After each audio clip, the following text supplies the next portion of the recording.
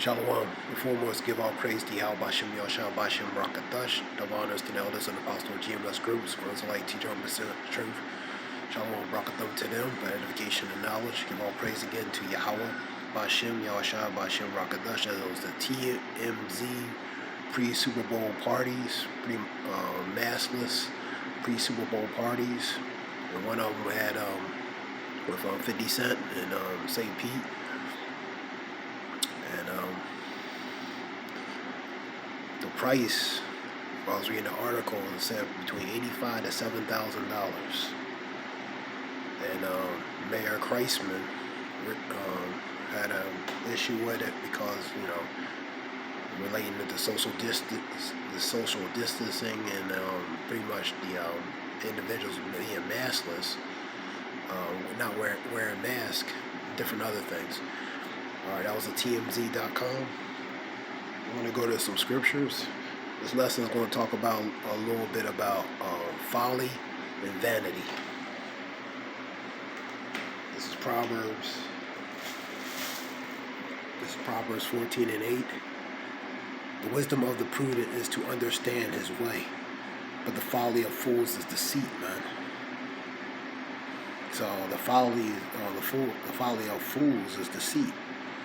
Right, to their foolishness. The wisdom of the prudent, which is the wise, is to understand his way.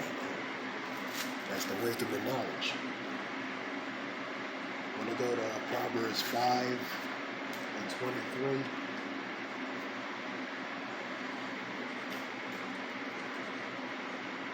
And 23. He shall die without instructions, and in his greatness of his folly he shall go astray because of his folly. It's going to be the death of him. Proverbs 13 and 16.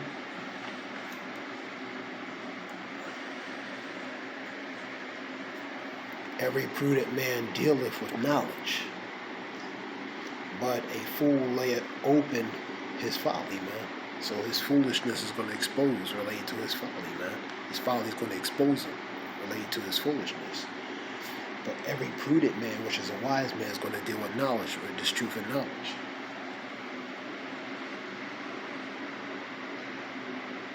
Let's go to Ecclesiastes. Actually, stay in Proverbs 16. I'm going to go to Proverbs 16 and 22. Proverbs 16 and 22. The understanding is a wellspring of life unto him that have it. But the instructions of fools is folly. Their folly and instruction of fools related to the folly related to their foolishness, man. But the understanding is a wellspring of life into him that had it. Related to his truth and knowledge. This truth and knowledge is the wisdom. It's like that wellspring. Let's go to Proverbs 18 and 13. He that answer a matter before he heareth, it is foolish, it is folly, and the shame into him. So you listen to the matter and weigh out your decision. That relates to having wisdom, man. So you hear all the matters before making a decision, man.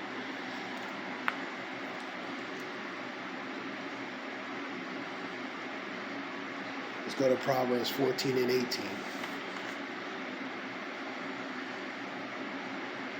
14 and 18. The simple inherit folly, but the prudent are crowned with knowledge, man. The prudent are the wise, the righteous, and the simple inherit folly, which are the wicked, man. They inherit that folly, man.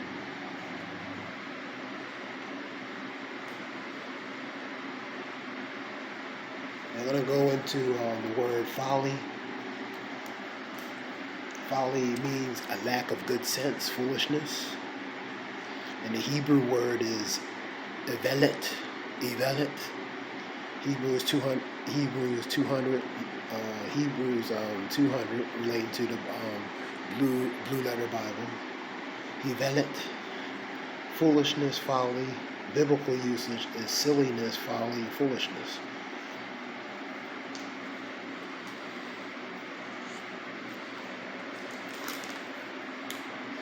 I'm going to go to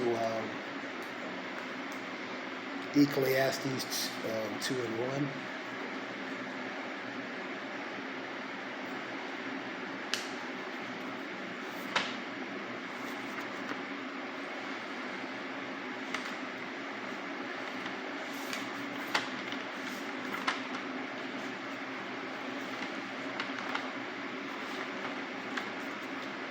I'm going to read Ecclesiastes 2 and 1.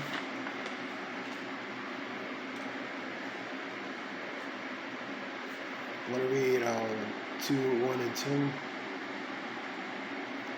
Actually, I'll read Ecclesiastes 2, 1 through 3. I said in my heart, go to now. I will prove thee with mirth. Therefore enjoy pleasure. And behold, this is also vanity. I said of laughter, it is mad, and of mirth, what doeth it? Number 3, I sought in my heart to give myself into wine, yet in equating my heart with wisdom, and to lay hold on folly, till I might see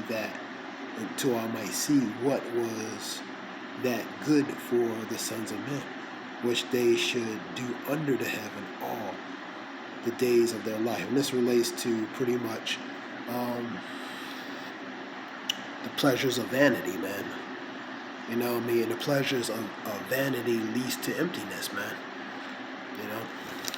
I'm going to go to that word vanity real quick.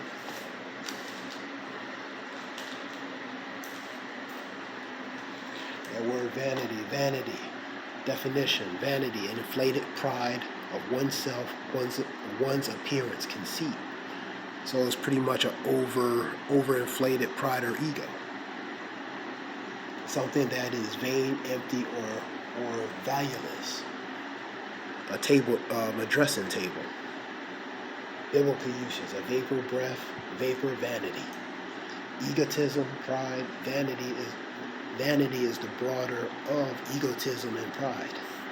Now the Hebrew word, which is H1892, habel, in Hebrew, habel. I want to go to Ecclesiastes 10, 6 and 7. Folly is set in great dignity, and the rich sit in a low place. And that relates to the Israelites, man. They sit in a low place because their folly and foolishness led them to, as a form of their folly and foolishness mostly and ultimately led to their transgressions. So they, out of punishment, they're made to be in a low place. Number 7, I have seen servants upon horses and princes walking as servants. I'm going to read that again. I have seen servants upon horses and princes walking as servants upon the earth. Those princes now are made to be as servants, man. And the ones on horses are the ones that are made to rule over the ones who are made to be servants, man. So the horses represents these other nations, and the servants relating to the Israelites. So the ones in horses represents power. They're made to rule over the princes, which are now made to be servants, man. And this relates to, because of their transgressions against the Lord Yahweh Shem Yashah. So they will be subjected to the other nations, which are pretty much are base to them. You know what I mean? They are base nations, so they are made to rule over them. But the point is, folly set in great dignity, the rich sit in a low place, man, because of their foolishness and folly, man. So that puts them in a very low place. Let's go to Ecclesiastes 12.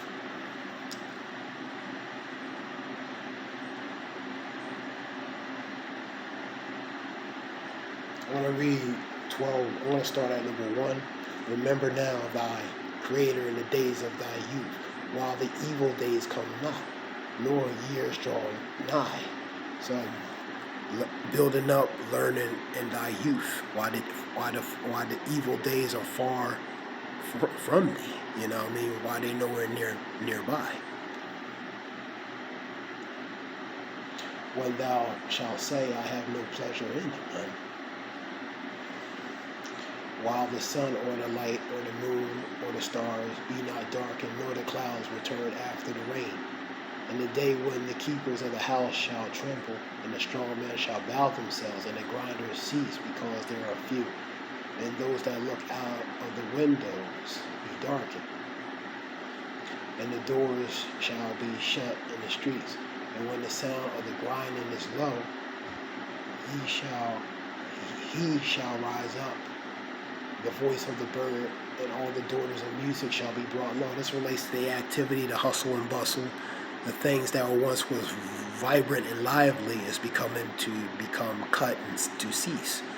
You know what I mean? That pretty much that spirit, that mirth of that spirit of mirth, man. But Super Bowl weekend in Tampa, you know, pre-parties, massless parties, people, you know, pretty much celebrating. So that spirit of mirth is continuing, or at least they trying to continue that spirit of mirth, even under the circumstances. Number 5. Also, when they shall be afraid of that which is high, and fear shall be in the way, and the almond tree shall flourish, and the grasshopper shall be a burden, and desire shall fail, because man goeth to his long home, and the mourners go about the streets. So pretty much the things that used to be, man, people gonna mourn, man, because that mirth is gonna begin to cease, man. It's begin to cut, man. You know.